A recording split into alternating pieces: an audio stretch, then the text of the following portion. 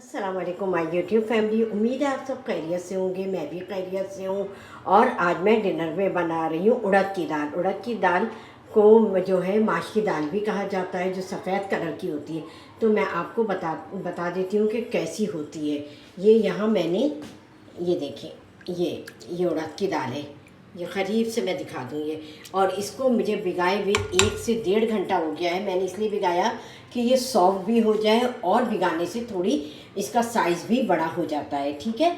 अच्छा, अब इसके मसालों पर आ जाते हैं हम। अच्छा, इसमें अदरक जो है वो बहुत ज़रूरी होती है, इसलिए कि ये थोड़ी सी जो दाल होती है वो बादी होती है। और यहाँ बे लीफ लिया है मैंने, कड़ी पत्ता और लाल साबित मिर्च ली है, गरम काली मिर्चें ली हैं, लौंग ली है और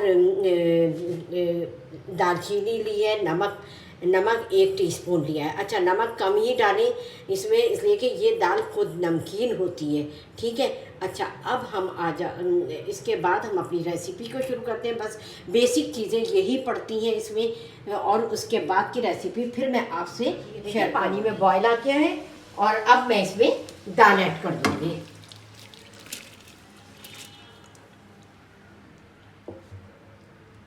ये मैंने दाल ऐड कर दी और इसके दाल के डालने से हम पानी नॉर्मल हो गया है और अभी बॉयल आएगा और उस पर फेन आएगा तो मैं फेन उतार दूंगी।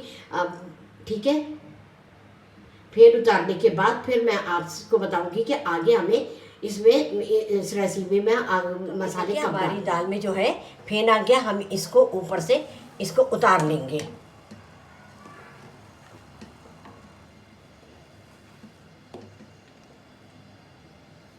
देखिए, हमने फेन हटा दिया और अब इसमें मैं अदरक डालूंगी। इसमें अदरक बहुत ज़्यादा डलती है, बस ज़्यादा मैं डालूंगी और थोड़ी सी मैं गार्निशिंग के लिए बचा लूँगी।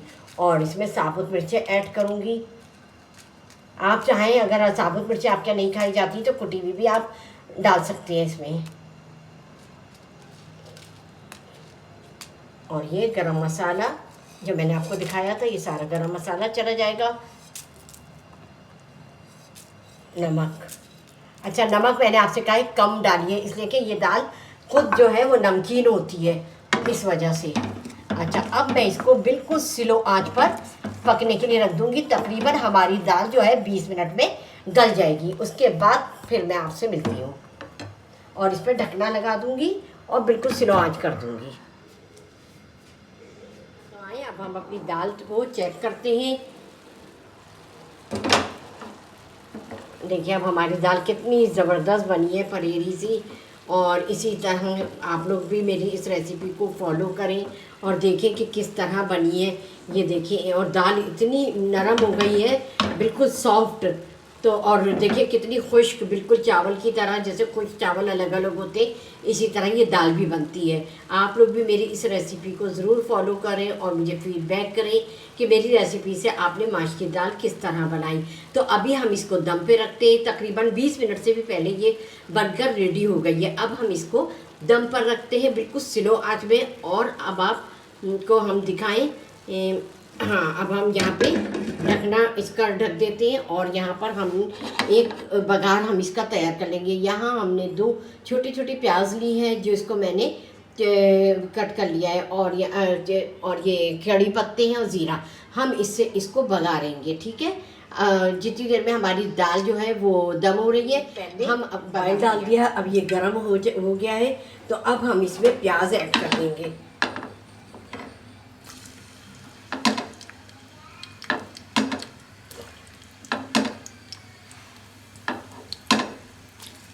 ये थोड़ी ब्राउन हो जाए तो फिर हम इसमें ज़ीरा और कड़ी पत्ता डालकर हम इसका बघार तैयार कर लेंगे। अच्छा,